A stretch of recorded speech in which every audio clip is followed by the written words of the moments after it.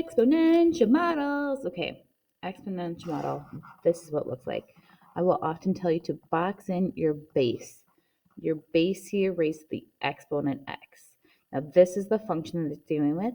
The parent function, we've talked about parent functions in the past. The parent function with this will always change because the base will change. So right here, this is my base raised to the x, my parent function, because there's no other numbers besides my base and my x. Now find a point. Typically it's if you move left, right, up, down. If I find a point on this graph, a lot of times the easiest point to find is if you plug 0 into this graph. And we don't actually need our calculator yet for that, because if we plug 0 into this graph, 2 raised to the 0 power is 1. And that's going to be the same for any function for a parent function, okay? So we're going to graph this. We're going to go to y equals, clear anything that you have in there, 2 raised to the x power. Now, if you want to look, I'm going to go to zoom, and then I'm going to go to 6. If you want to look to see what the graph should kind of look like, it's going to look something like this, okay? So now I'm going to actually go to my table. So on my table, I'm going to pick points to graph here. So here are my points. You should always connect your dots, and you must have arrows at the end. So when we're looking at this graph is an exponential graph. So when COVID happened, there was exponential growth. Small amount of people had COVID, and then it was like, bam, wham, bam, thank you, ma'am. Okay, so a couple of things when we have this, notice how this graph is getting super, super close. It will never actually reach 0. There's no number that you can plug into this equation that will ever get you 0. It's going to get so close to 0, but never get there. So what we have in that location right there, we have an asymptote. Asymptote is an invisible line that is on the graph, but will never, ever actually cross. So in this case, my asymptote would be y equals 0. Y equals 0 for this asymptote. When you have a horizontal asymptote, and I'm actually going to already label this a horizontal asymptote. Horizontal asymptote. Okay, so when I'm looking at this, when I look at my domain, remember domain is how far left can I go? Well, to the left I'm going on forever. And how far right I go? Well, to the right I'm going on forever. So my domain here would be all real numbers. My range is how far down can I go? Well, I have this asymptote and it's going to stop me. How far up do I go? It goes up forever. So my range here is dealing with my asymptote.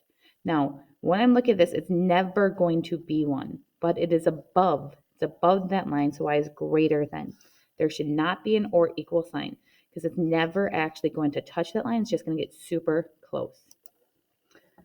So right now I want you to pause the video and try to do this one in your calculator. At least graph it, and we'll go over this first. The point I'll tell you, if you plug a 0 in to this equation, it will still be 1.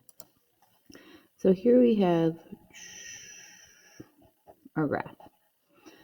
One thing again, this line will never actually cut to this point. So we still have our horizontal asymptote. Horizontal, think about like on the horizontal line. Horizontal asymptote at 0. Horizontal, ha, ha, ha, ha. One thing that you can tell the difference between these two graphs, when x gets larger, this actually is getting super small. Here, when x is getting larger, it gets really fast, or really high, really fast.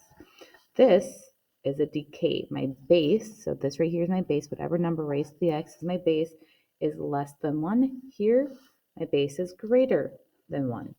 So my domain here, if I look, how far do I go to the left? Forever. To the right, I go on forever. It's always your x values. In this case, it's all real number. So how far down do I go? I can't pass this invisible line right here. It can never get past it.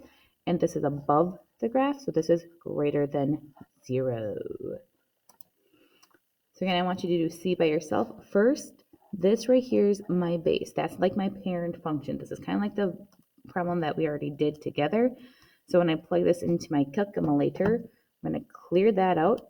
I have 2. Make sure you put this in parentheses. 2 raised to the x, arrow over, and I want you to graph that. Try to fill these out by yourself, knowing that when I plug 0 into this equation, I will actually get 2 out. That will change. And your graph should look something like this. So the difference, this 2 out in front, this A, if you look at the beginning, and we have this right here, that A value makes it just move up faster, quicker. That's what that's doing there. My horizontal axis is still at 0. It's still greater than, not equal to, and I still can go all the way to the left and all the way to the right. We have this exponential growth and decay. So growth means that as time goes on, it's moving up much faster. Decay would be as time moves on, it's going down much faster. And again, it's always depending on that B value. So A should always be greater than 0, and we'll get into that in 7.2. But if B is greater than 1, it's growth. If B is less than 1, it's decay. So right here, this is where I focus. This is my B. So in this case, since my B right here, this is less than 1, this will be decay. And if I want to figure out what my y-intercept is, I can plug 0 into my equation because that's what a y-intercept does.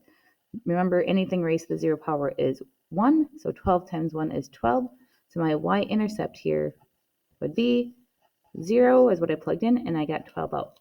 I want you to try to do the rest of these questions by yourself. Here, this right here, this is your base. 2 is greater than 1, so it's growth. If I plug 0 into this equation, I would get 0 and then 0.25. Here, this one's a little bit more tricky. Put $1,000 into your savings account for 4 years. The account pays 5% interest annually. So are you growing or is it decaying? Well, if it's going to be growing, pays interest, this would be a growth model. So even though I don't have the equation, I can still say that this will be growth. And then whatever my starting point, when you think of your y-intercept, it's your starting point. So when you don't have anything, so in no years, you put in $1,000. This would be 1, 0, 1,000. Again, pause the video to do E and F.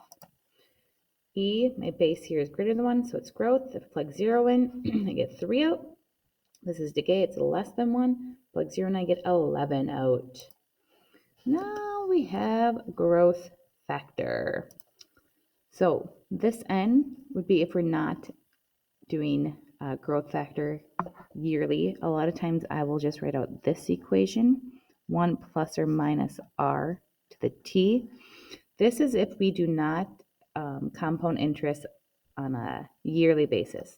So this first question that we're going to do together, we're going to figure out this equation. Okay, so you start investing 100. P is always going to be whatever you start with. So in this case, my starting point is at 100. Account pays 5%. R is going to be your rate in decimal format. Okay, because it's paying an interest, this will be plus. It says how much money will you account after 6 years?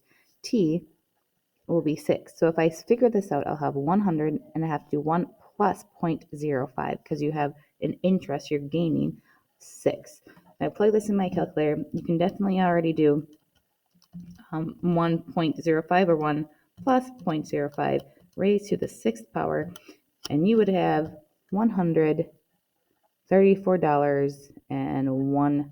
I want you to try to do B by yourself. You get 593.84. Again, we're going to deal more with this equation. We're going to go over these in class. We will also be doing these in class throughout the next couple days. So that's all you have. Bing, bada boom. Models, growth models, decay models. Oh, it's the beautiful thing. Real life situations coming at ya. Like appreciation of homes, depreciation of cars, population, all that good jazz. Have a great, grand, wonderful day.